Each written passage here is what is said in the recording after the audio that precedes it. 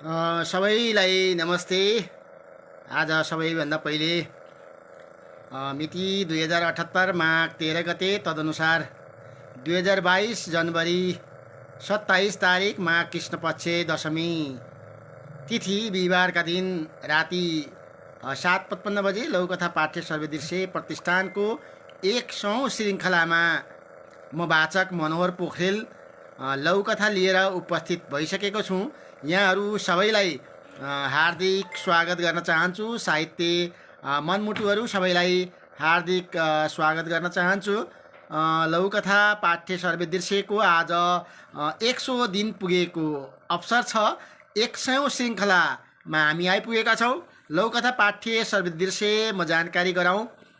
2078 कार्तिक 3 गते, तदनुसार इस्वी सम्वत 2021 अक्टोबर 20 मा स्थापना भएको हो। यस लघुकथा पाठ्य सर्वदृश्यमा लघुकथा नामका सारा सामग्री राख्न सकिन्छ। हाम्रो नियमित वाचन कार्यक्रम सुरुमा रातको 8:05 सुरु हुने गर्थ्यो भने पछि 7:55 बजे सारियो। आज अलिकति ढिलो भएको छ। म बाहिर गएर हतार आइपुग्दैछु। आउँदा आउँदै ढिलो भयो। त्यसका लागि यहाँहरूलाई मैले प्रतीक्षा गराएँ। त्यसका लागि म क्षमा याचना चाहन्छु। आज महत्त्वपूर्ण दिन हो हाम्रो लागि। हाम्रो नियमित वाचन सुरु भइसकेको छ। यहाँहरूलाई जोडिनका लागि र जोडिनुभएका साथीहरूलाई, अरू साथीहरूलाई पनि सूचित गरिदिनका लागि मैले हार्दिक आग्रह गरेँ। र यहाँहरूले यसको बारेमा अलिकति भनौँ। यो लौकथा पाठ्य सर्वदृश्यको लाइभ फेसबुक पेज दृश्ययोग्य छ। यो समूहलाई कसैले पनि फेला पार्न सक्छन्। समूहमा को छन् र उनीहरूले के पोस्ट गरेका छन् भनी जुनसुकै व्यक्तिले देख्न सक्छन्। हामी नेपाली भाषाका अतिरिक्त मैथिली, थारू, भोजपुरी, मगर, संस्कृत, अङ्ग्रेजी, हिन्दी र अन्य भाषाका रत्नहरू पनि वाचन र अनुवाद गर्दै आएका छौँ। यसको व्यवस्थापन आज मैले भन्नै पर्ने हुन्छ। आज 100 दिन निरन्तर हामीले नटुटाइकन 100 दिनमा हामी प्रवेश गरेका छौँ र 100 दिनको अवसरमा 100औं श्रृङ्खला वाचन गर्न गइरहेका छौँ हामी। र आज मैले सम्झिनै पर्छ, यसको व्यवस्थापन सञ्चालकमा नन्दलाल आचार्य, रञ्जिता रिजाल र म स्वयं छौँ।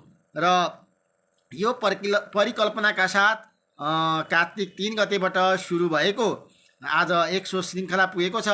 र हामीले नन्दलालजी र मैले गाह्रो साह्रो पर्दा विशेष वाचन समेत गर्दै आएका छौँ। साप्ताहिक वाचनमा अमृता घिमिरेजी, तोयना सुवेदी, श्यामप्रीत मण्डल, बालकृष्ण काफ्ले, कृष्ण तिमिल सेनाले निरन्तरता दिँदै आउनुभएको छ। म उहाँहरूलाई पनि सम्मान गर्न चाहन्छु, सम्झिन चाहन्छु यो अवसरमा कि उहाँहरूले साप्ताहिक वाचनको जिम्मेवारी लिनुभएको छ र वाचन गर्दै आउनुभएको छ। त्यसै गरी हाम्रा श्रद्धेय देवेन्द्र मिश्र, पुण्य कार्की, टङ्कबहादुर आले मगर, माधव पोखरेल, श्यामसुन्दर यादव, पुनम पोखरेल, ललिता झा, रूपेश सदायले पनि पाक्षिक रूपमा, मासिक रूपमा समीक्षा सहितको फरक स्वादमा लघुकथाहरू वाचन गर्दै आउनुभएको छ। यसै गरी स्वस्तिका सिमखडा, अमित कुमार चौधरी, शरद सङ्ग्रोला, राजकुमार कार्की, लक्ष्मीकान्त चौधरीको पनि सहयोग रहँदै आएको छ।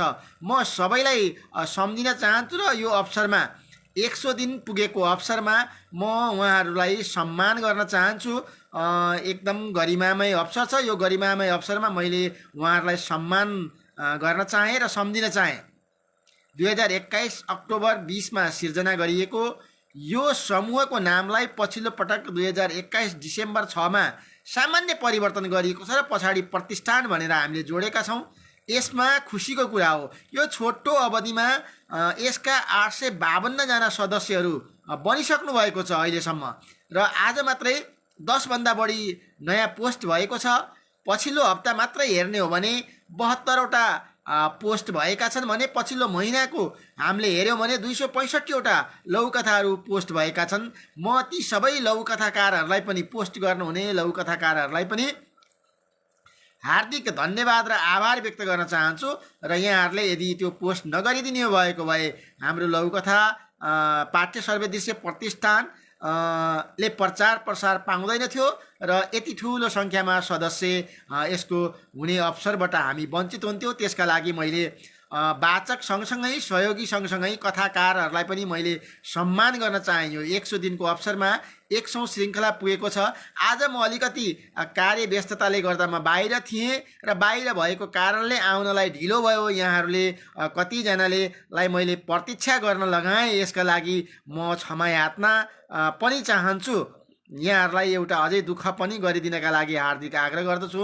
अमृताजी, तोयनाथजी लगायतका केही साथीहरू आइसक्नु भएको छ, साहित्य अनुरागीहरू, वाचकहरू आइसक्नु भएको छ। म यहाँलाई आज वाचन नहुने भयो कि भनेर कतिपय पर्खिरहनु भएका साथीहरू फर्केर जानुभएको होला। यहाँहरूले सेयर गरेर कम्तीमा उहाँहरूलाई जानकारी गराएर आमन्त्रण गरिदिनु हुनेछ भनेर मैले आग्रह गरेँ, बिन्ती बिसाएँ। अमृता घिमिरेजीले हार्दिक नमन सर हजुरलाई अनि सम्पूर्णलाई भन्नुभएको छ। मेरो पनि हार्दिक नमन छ यहाँलाई। यसै गरी तोयना सुवेदीले सबैमा नमो नमम उत्तरम प्रगतिको कामना 100 होइन 1 करोड दिन पुगोस् भनेर शुभकामना व्यक्त गर्नुभएको छ।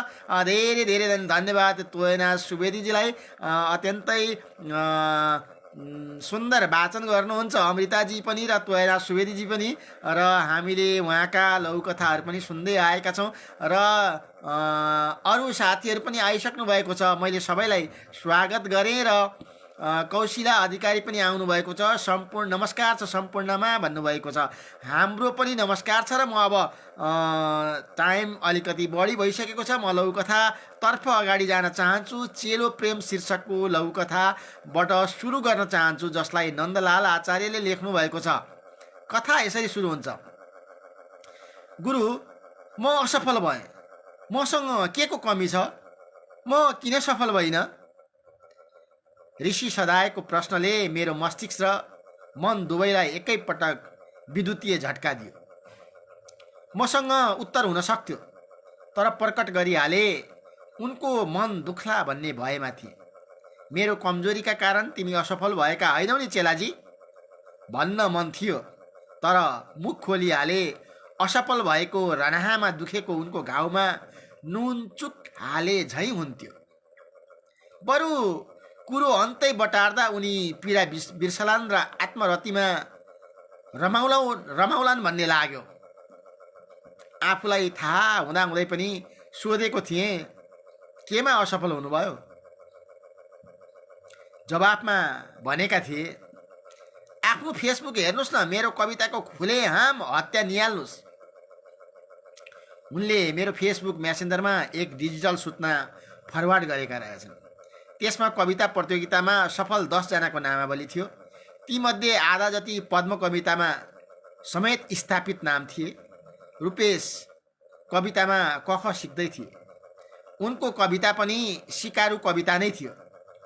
मनमा जे भए पनि मुख खोलिहालेछु।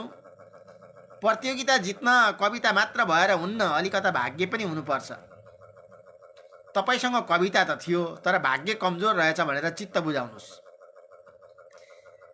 मेरो कुरा सुन्न साथ उनले बोलेको वाक्यले मलाई अझैसम्म अबाक पारिरहेछ।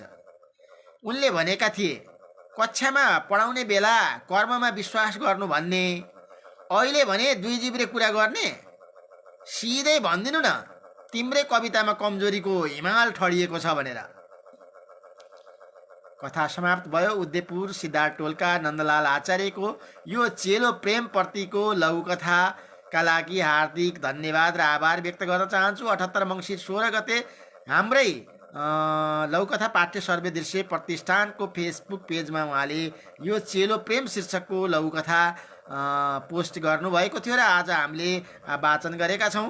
यहाँ गुरु र चेलोको संवादको कुरो छ र कक्षामा पढाउने बेलामा कर्ममा विश्वास गर्नु भनेर सिकाउने गुरुले आज दुई जिब्रे कुरा गरेको, अलिकति भाग्य पनि चाहिन्छ भनेर भनेको कुराले उनले चाहिँ नि चेलोले कवितामा कमजोरी थियो भनेर चाहिँ नि कमजोरीहरू देखाइदिनुहोस् न भनेर भन्नुभएको छ। र यो वास्तविक कथामा आधारित घटनालाई नन्दलालजीले चाहिँ नि लेख्नु भएको छ। स्वर कल्पना माध्यमबाट मिठो रचना गर्नुभएको छ। आज हामी अन्य भाषाका पनि लघुकथाहरू वाचन गर्नेछौँ। हामीले सुरुदेखि नै भन्दै आएका छौँ, नेपाली भाषा सँगसँगै अन्य भाषामा पनि हामीले लघुकथाहरू वाचन गर्नेछौँ। र अन्य मातृभाषीहरूलाई चाहिने हाम्रो अनुरोध पनि छ, यदि कथाहरू तपाईँहरूसँग छ भनेदेखि हामीलाई उपलब्ध गराइदिनु होला। नेपाली अनुवाद सहितको कथाहरू उपलब्ध गराइदिनु भयो भने हामी धन्य हुनेछौँ र खुसी हुनेछौँ। किनभने अन्य भाषाका लघुकथा खोज्नलाई हामीलाई साह्रै समय व्यतीत हुने गरेको छ। त्यसर्थ मैले फेरि आग्रह गरेँ, अन्य मातृभाषाका लघुकथाहरू हामीसँग उपलब्ध छन् भने थारूका, मैथिलीका, भोजपुरीका, मगर भाषाका, अन्य भाषाका लघुकथाहरू चाहिने हामीलाई उपलब्ध गराइदिनुहोस्। उपलब्ध गराइदिनु भयो भने हामी आभार व्यक्त गर्नेछौँ। र मैले आज यसै गरी मातृभाषा भोजपुरी भाषाको लघुकथा एउटा लक्ष्मण रेखा भनेर शीर्षकको लघुकथा वाचन गर्न गइरहेको छु। त्योभन्दा अगाडि केही साथीहरू आइसक्नु भएको छ, कौशिला अधिकारीजी, अनि त्यसै गरी मीरा काफ्ले पोखरेलजी पनि आइसक्नु भएको छ, नमन भन्नुभएको छ। हाम्रो पनि नमन छ। तोयना सुवेदीले गुरु गुण चेला चिन्नीको भाव भनेर लेख्नु भएको छ। मिठो टिप्पणीका लागि तोयना सुवेदीजीलाई हार्दिक आभार व्यक्त गर्न चाहन्छु। राजकुमार कार्कीजी पनि आइसक्नु भएको छ। राजकुमार कार्कीजीलाई पनि भव्य स्वागत छ। र यहाँहरूले अरूहरूलाई पनि आजको श्रृङ्खला सेयर गरिदिनु होला, किनभने आज म ढिलो उपस्थित भएको छु र क्षमा यातना अघि नै मैले गरिसकेको छु। र मेरो क्षमा यातनालाई यहाँहरूले स्वीकार गर्दै आज कतिपय फर्किसक्नुभएका साथीहरूलाई बोलाउनका लागि तपाईँहरूले आजको यो लाइभलाई सेयर पनि गरिदिनु होला। र मैले कुरा गर्दै थिएँ भोजपुरी लघुकथाको, जसको शीर्षक थियो लक्ष्मण रेखा। गणेशजी बागीले लेख्नुभएको यो लघुकथा भोजपुरी साहित्यमा प्रकाशित थियो। र कथा यसरी सुरु थियो। सीता के बिहा भइला 5 वर्ष भ गइल। विदाई के बेरा आप माई के कहलाक आजुओ भुलाइल नहीं क्यों। बेटी तुहार ससुरा के देरी तुहार लक्ष्मण रेखा देखिए ऊ लंगाए ना। गांव जवार में उनके निकाह मान मिलेला जे अपना चरित्र आर पति धर्म निभावला। सीता भर्षक लक्ष्मण रेखा त न लांगली। बाकी 2 गोटे छोट छोट लैकन आ पियक्कड़ मरद के संगे कैसे जियत गईली ई बात उहे जानत बाड़ी।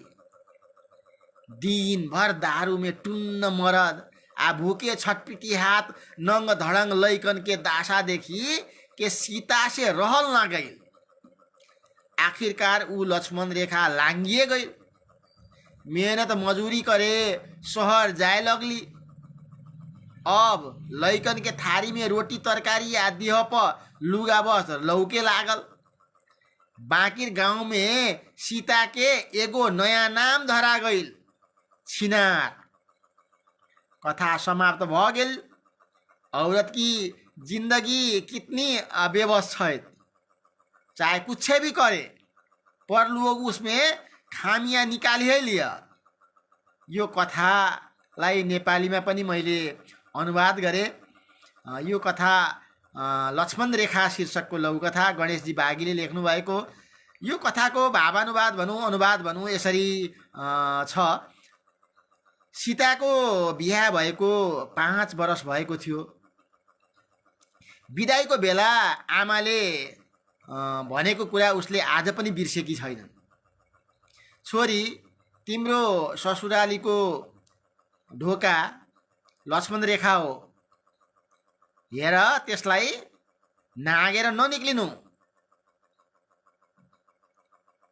गाउँमा राम्रो इज्जत छ। राम्रो इज्जत मान मर्यादा उसैको रहन्छ जसले आफ्नो चरित्र निभाउँछ, पति धर्म निभाउँछ, उसैलाई राम्रो मानिन्छ। त्यसैले ससुरालीको ढोका नागेर ननिक्लिनुस्, त्यसलाई लक्ष्मण रेखा हो भनेर भनेको कुरा उसले आज पनि सम्झिरहेकी छिन् सीताले। सीताले भर्षक लक्ष्मण रेखा नागिनन्, तर 2टा साना साना सन्तान अनि रक्सी सेवन गरेर दिनौँ रक्सी सेवन गर्ने श्रीमानसँग कसरी उसले जिन्दगी बिताइन् त्यो कुरा उसैलाई थाहा छ।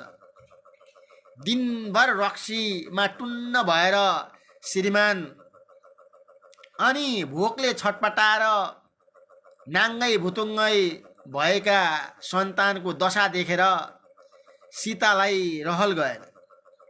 आखिरकार उसले लक्ष्मण रेखा नागेरै छोडी मेहनत मजदुरी गर्नका लागि सहर जान थालिन्। बल्ल उसले उसका छोराछोरीको थालमा रोटी तरकारी आउन थाल्यो, शरीरमा कपडा पनि लाग्न थाल्यो। तर गाउँमा सीताको एउटा नयाँ नाम रहन गयो, छिनार भनेर।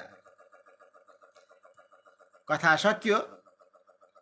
यो छिनार भन्ने शब्द अलिकति बदचरित्र खराब चरित्र भएको महिलालाई चाहिँ नि गाउँ समाजमा त्यो ढङ्गले भनिन्छ। उनले कति बाध्यता, महिलाको जिन्दगीको बाध्यता यहाँ देखाइएको छ। ससुरालीको दैलो नाग्ने त उनलाई रहर थिएन, बाध्यताले गर्दा उनले मजदुरी गर्नु पर्यो र मजदुरी गर्नका लागि सहर जानु पर्यो। सहर जान लागेपछि मात्रै बल्ल अलिकति मजदुरीबाट पैसा आयो, छोराछोरीले खान पाउने अवस्था भयो, लुगा कपडा पनि लाउने अवस्था भयो। तर समाज कस्तो छ भने महिलाहरूको कमजोरी कसरी निकाल्ने त्यति मात्रै खोजिरहन्छ यो समाजले। बिना सोची सम्झिकन उपदेश दिइरहन्छन्, अनेक खालका बन्धनहरू बाँधिरहन्छन्। तर उसको बाध्यता, उसको मजबुरी, उसको दुःख चाहिँ नि समाजले हेर्दैन। परिस्थितिले गर्दा घरबाट बाहिर निक्लेर मजदुरीका लागि जानका लागि मजबुर बनेको परिस्थितिमा पनि अनि मात्रै परिवारको पेट भर्न स्थिति बनेको त्यो मेहनत मजदुरी गर्दा पनि महिलालाई चाहिँ नि खराब चरित्रको भनेर चाहिँ नि एउटा लान्छना लाग्ने परिस्थिति चाहिँ नि छ। यो समाजको वास्तविक स्थिति चाहिँ नि कथाकारले चाहिँ नि यहाँ प्रष्ट पार्ने प्रयत्न गर्नुभएको छ। यो मानिसहरूको अज्ञानता नै हो, अशिक्षा नै हो, महिलाप्रतिको हेर्ने परम्परावादी एउटा दृष्टिकोण नै हो, जुन दृष्टिकोणलाई हामीले परिवर्तन गर्न सक्नुपर्छ।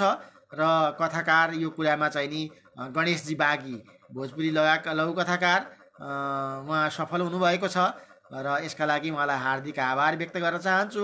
हेम पोखरेलजी पनि आइसक्नु भएको छ, हेमराज अधिकारीजी पनि आइसक्नु भएको छ। हेमराजजीले हार्दिक नमन भन्नुभएको छ। अनि यसै गरी हेम पोखरेलले नमस्कार भन्नुभएको छ। यहाँहरूलाई पनि हाम्रो भव्य स्वागत छ अनि नमन र नमस्कार छ।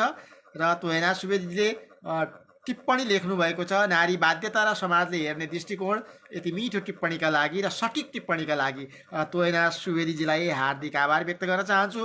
अब अर्को एउटा लघुकथा छ, जुन लघुकथा मृत्युवरण शीर्षकको लघुकथा छ। यो आज मात्रै रचना गरिएको लघुकथा, जसलाई चाहिँ नि पोस्ट गर्न पनि भ्याइएको छैन। लघुकथा मृत्युवरण शीर्षकको लघुकथा आज मात्रै रचना गरिएको लघुकथा। यो कथा म स्वयं मनोहर पोखरेलले रचना गरेको लघुकथा हो। यहाँहरूले सुनेर टिप्पणी गरिदिनु होला, सुझाव दिनुहोला भन्ने मैले आग्रह गरेर लघुकथा मृत्युवरण शीर्षकको लघुकथा यसरी सुरु हुन्छ। सास फेर्न गाह्रो भयो भन्दै दाजु मूर्छित भएका थिए। आत्तिएर म दाजुलाई बोकेर अस्पताल कुदेको थिएँ। अस्पतालले थमाएको बिलमा 600 रुपियाँ अपुग थियो। बाँकी पैसा भोलि दिने शर्तमा हार गुहार गरे। मेरो अनुनय अस्पताल प्रशासनले सुनेन। रात छिप्पिँदै थियो, दाजुलाई च्याप्दै लगेको थियो। दाजु कार्यरत संस्था, सङ्गठन, आफन्त, साथी समक्ष फोन घुमाए। केहीको लागेन, केहीको उठेन भने केहीले बहाना बनाएका थिए। थोरै रुपियाँ जोहो गर्न नसकेर म तडपिरहेको थिएँ। दाजु उता रोगले छटपटिरहेका थिए। अस्पतालले अर्को अस्पताल लैजान दबाब दिइरहेको थियो। अर्को अस्पताल पुर्याएको पनि आधा घन्टा भइसकेको थियो। दाजुले इसारामा गाह्रो भएको सङ्केत गरेपछि चिच्याउँदै पुकारा गरेको थिए, यहाँ मान्छे मर्न आँटिसक्यो, हेरिदिनु पर्यो। मेरा दाजु घरमा रासन नभए पनि देशको चिन्ता गर्थे। विभेद र सामाजिक न्यायको पक्षमा कलम चलाउँथे। सामाजिक न्यायको पक्षमा लेख प्रकाशन गर्थे। भोकै रहेर भोको पेटको कथा लेख्थे।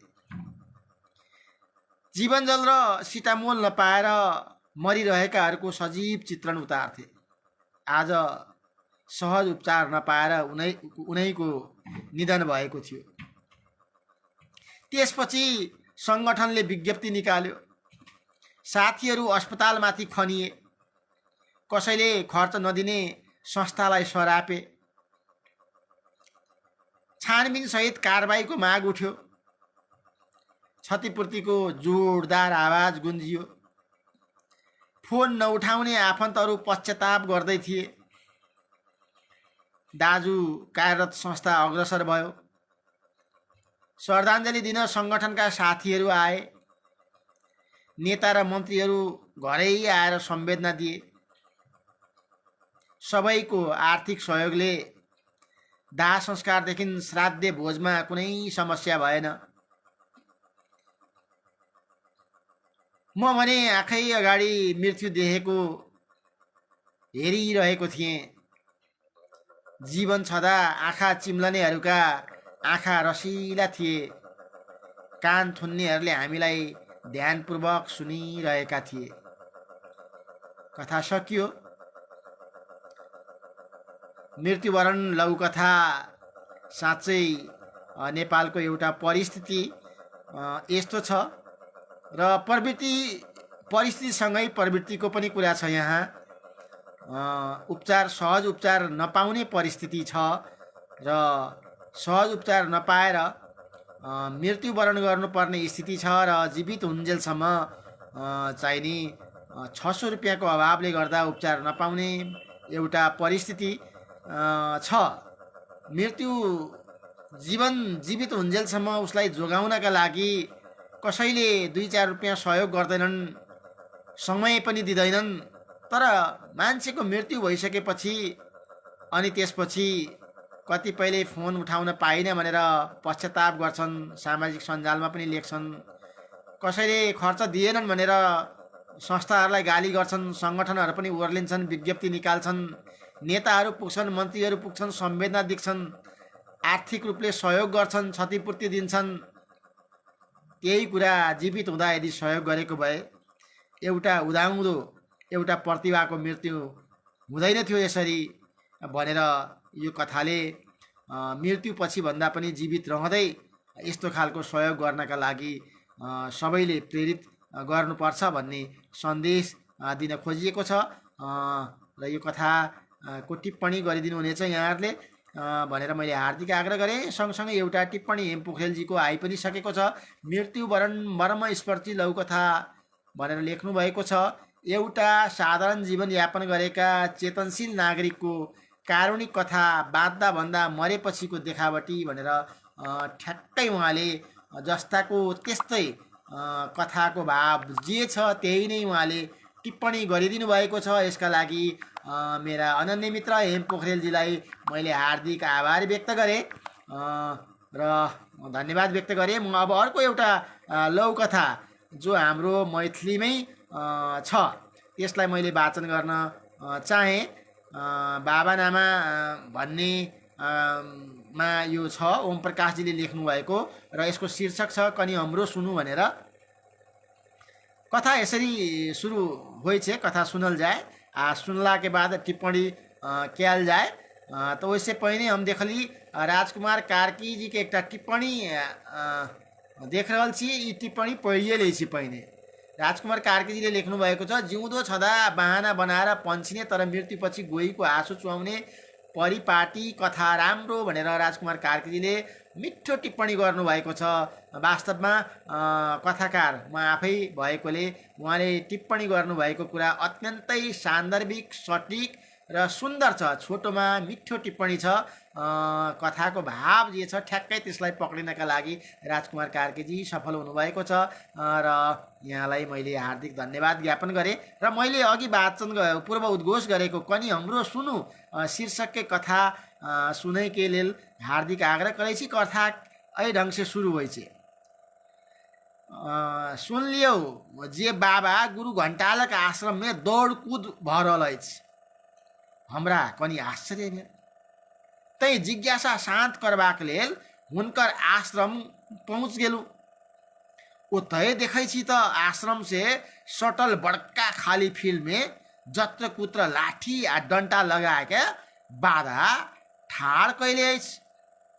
बाबा रही रही के चेला सबके टिटकारी दैत रहथिन आ चेला सब वही बाधा सब पर से कूद कूद के कहीं इमहर उमहर दौड़े छ। हम बाबा से पूछलियन ई की खेला करा रहल छियै बाबा, हम बुझ नहीं सकलू। बाबा हकमैत बाजला, ई पढ़ाई के ट्रेनिंग द रहल छियै, तू ट्रेनिंग लइए ल। हम कहलियन पढ़ाई के ट्रेनिंग, हम किछु बुझले नहीं। बाबा बैसियत कहलिन, एमर अखबार में पढ़लू जे आप एमर का मरीज दिल्ली एम्स में इलाज करबा के लेल जेतै त ओकरा सबके खियारी देल जेतै। ओना त कोशिश ई कयल जेतै जे एमर का लोग जे एम्स जाइथे कतो आन ठामक पता लिखावल तेती जैसे वो खियारल नहीं जाइथी। मुदा खियारल जयबाक स्थिति में पढ़ाई के ट्रेनिंग रहे तो लोग आराम से पढ़ा जाए। तै ई ट्रेनिंग द रहल छियै। हम आगा बाजलू, मुदा ओते जयबाक जरूरत की अछि? अपन राज्य में एतेक रास मेडिकल कॉलेज त छैहे, ओते जा सकै छी।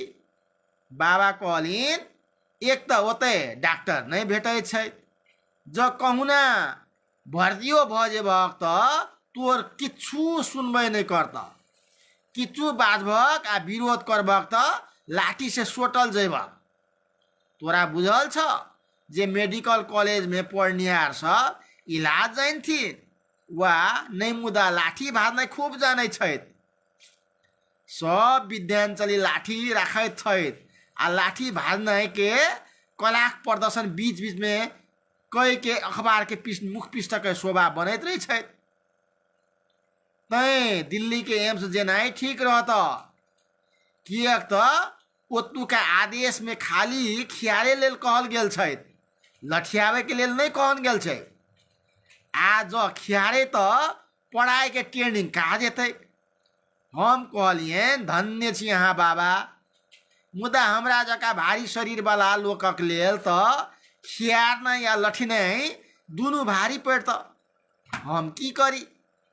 बाबा मुस्काइत कहलिन, तोरा सब लेल अपन गाम के वैद्य जी छथुन हे, हुनकर दुकान बंद भ गेला छलिन, आब चू चुई घुरी एतनी, तू ओतै चल जाइय। हमर अतकपाड़ी आरो तीव्र भ गेल छ। तै बाबा से आदेश लैत वैद्य जी के दुकान दिस विदा भ गेल। ई लौकथा के लेखक ओम प्रकाश झा जी छथि। ओम प्रकाश जी मैथिली के उत्तम लौकथाकार मात्रे नहीं गजलकारो छथिन।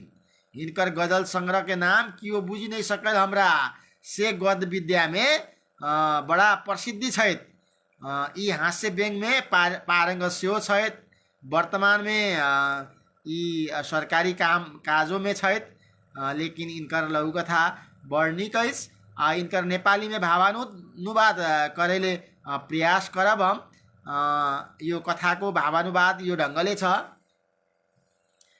सुने बाबा गुरु घंटाल को आश्रम में दौड़ भइरहेको छ। मलाई पनि आश्चर्य लाग्यो र त्यो जिज्ञासा शान्त गर्नका लागि आश्रम पुगेँ।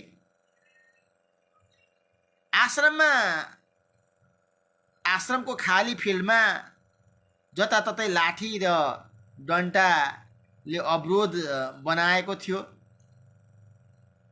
र बाबाले बिचबिचमा चेलालाई बोलाउँथे, कराउँथे र चेलाहरू चाहिँ नि त्यो बाधालाई हाम फालेर कुदेर यताबाट उता हाम फाल्थे, उताबाट यता हाम फाल्थे।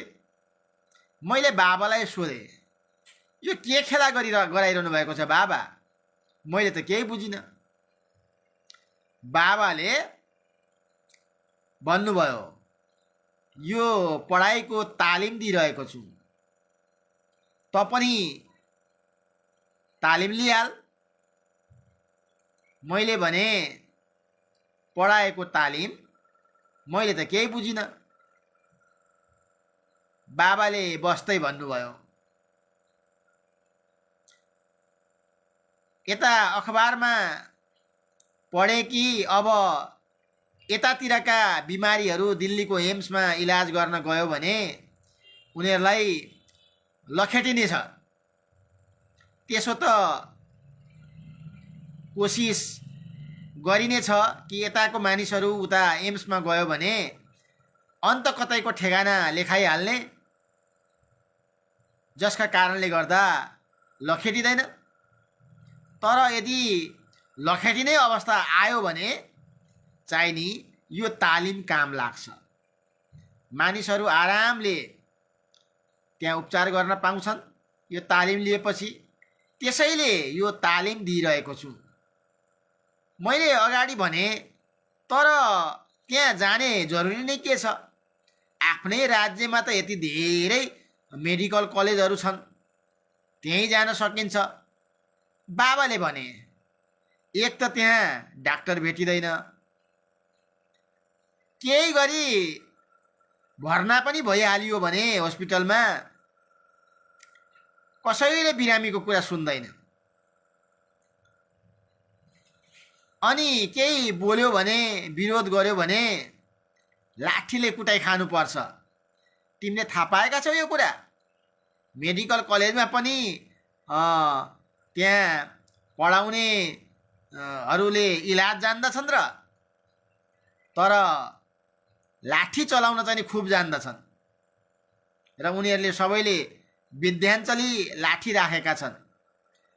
लाठी चलाउनका लागि, घुमाउनको लागि, त्यो प्रदर्शन गर्नको चाहिँ नि बिचबिचमा चाहिँ नि देख्न पाइन्छ र पत्रिकाको मुखपृष्ठमा चाहिँ नि हेर्न पनि पाइन्छ बेला बेलामा यो समाचार। त्यसैले दिल्लीको एम्सै जानु ठिक हुन्छ, किनभने त्यहाँको आदेशमा मात्रै लखेट्ने कुरा मात्रै भएको छ, कुट्ने कुरा त भएको छैन। यदि लखेटिने नै कुरा हुन्छ भने त्यतिखेर यो तालिम काम लाग्छ। मैले भने, धन्य छ बाबा, तर म जस्तो भारी शरीर भएको मान्छेका लागि त लखेट्नु के कुट्नु के दुइटै उत्तिकै भारी छ। बाबाले मुस्कुराउँदै भन्नुभयो, तिम्रो लागि त गाउँकै वैद्य त छँदैछ नि, उसकै दोकान बन्द भएको छ, अब फेरि दोकान खोल्छ, तिमी त्यहीँ जाऊ। मेरो आधा कपाल दुखिरहेकै थियो, अझै तीव्र भयो। तै बाबासँग आदेश लिएँ र वैद्यजीको दोकानतिर बिदा भएँ। कथा सकियो र यो कथाले धेरैतिर व्यङ्ग्य हानेको छ। मेडिकल कलेज, डाक्टर, अस्पतालमा डाक्टर नहुने, भर्ना नहुने, उपचारभन्दा बरु झगडा गर्न रुचाउने कर्मचारी र डाक्टरहरूतिर पनि व्यङ्ग्य हानिएको छ भने एम्स हस्पिटलमा चाहिँ नि बाहिरका अन्य राज्यका मानिसहरूलाई चाहिँ नि उपचार नगर्ने, खेदाउने, लखेट्ने कुराहरूको पनि यहाँ व्यङ्ग्य गरिएको छ र त्यसैका लागि चाहिँ नि बाबाले तालिम दिइरहेका छन् आफ्नो चेलालाई कि कसैले खेदायो भने पनि यो तालिम काम लाग्छ, त्यसैले भनेर चाहिने छ। अर्थात् यहाँ स्वास्थ्यमा भएको कमी कमजोरीहरू व्यवस्थाहरू लाई चाहिँ नि प्रहार गरिएको छ र त्यो खालको एउटा परिस्थिति को विरोध गर्न खोजिएको छ यो लघुकथा मार्फत। र यति मीठो लघुकथा के लिए ओम प्रकाश भाई जी के, ओम प्रकाश झा जी के बहुत बहुत बहुत रास बधाई छै। ढाकी के ढाकी बधाई दैले चाहे छी। कुछ टिप्पणी सब एठाम छे से हम सुनबैले चाहे छी। श्यामप्रीत मण्डलो जी आइब गेल किन, नमस्कार सम्पूर्णमा भनेर लेख्नु भएको छ। श्यामप्रीत मण्डलजीलाई धेरै धेरै धन्यवाद छ र हार्दिक स्वागत छ। सुधादेवजी पनि आइसक्नु भएको छ, सबमा मेरो नमस्कार भन्नुभएको छ। मेरो पनि नमस्कार छ र भव्य स्वागत छ। श्यामप्रीत मण्डलजीले टिप्पणी लेख्नु भएको छ, मेडिकल शिक्षण संस्थामा भ्यारहल विद्यार्थीसँगका व्यवहार उपर व्यङ्ग्य प्रहार सहित के यथार्थ कथा वस्तु कही के लिखने अछि। तो श्यामप्रीत जी के अत्यधिक सुंदर सटीक टिप्पणी के लिए बहुत रास सुपा के सुपा आभार व्यक्त करले चाहे छी, धन्यवाद दिन चाहन्छु, नाङ्लोका नाङ्लो भरिदिन चाहन्छु भनेर भने मैले। र यसै गरी राजकुमार कार्कीजीले कथामै हँसी मजाक बनिया से बुनल छैत, स्वास्थ्य संस्था के उदण्ड सजीव चित्रण ऐस भनेर राजकुमार कार्कीजीले पनि मैथिलीमै टिप्पणी लेख्नु भएको छ। बडा सुन्दर। हामीले सबै भाषालाई उत्तिकै माया गर्नुपर्छ।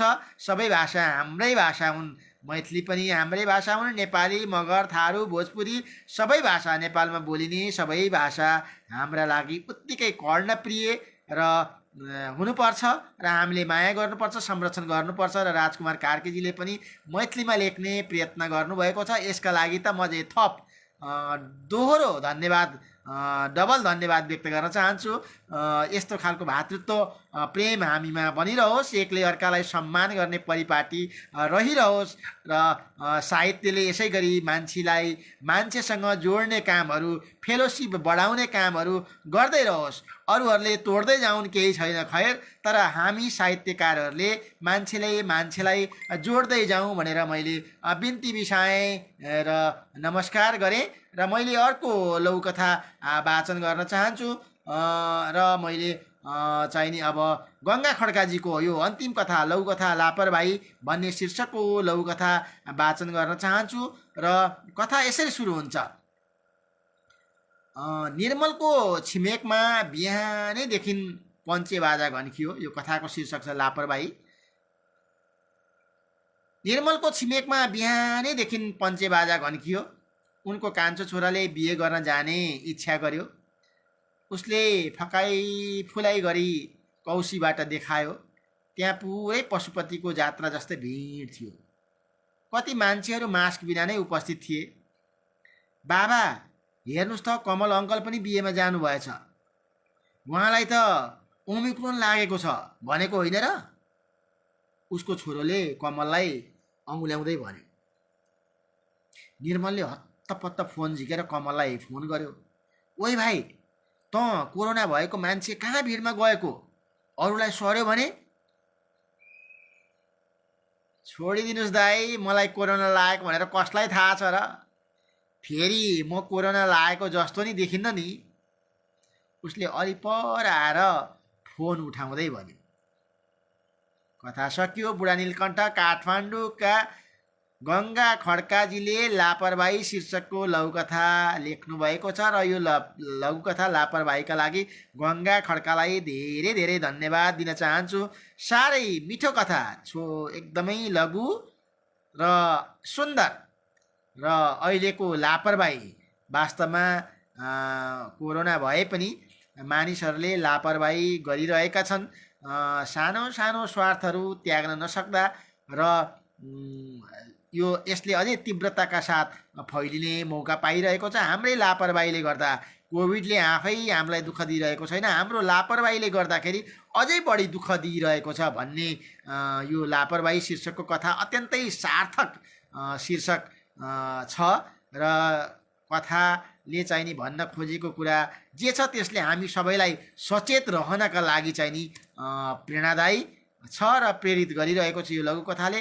र यसका लागि साह्रै धन्यवाद दिन चाहन्छु। र केही चाहिँ नि साथीहरू साहित्य अनुरागीहरू आइसक्नु भएको छ। मनिष कुमारजीलाई भव्य स्वागत गरेँ। उहाँले नमस्कार सम्पूर्णमा भन्नुभएको छ। यसै गरी मिरा काफ्ले पोखरेलजीले नमन भन्नुभएको छ। यहाँहरू दुवैजनालाई हाम्रो तर्फबाट पनि नमन छ, नमस्कार छ।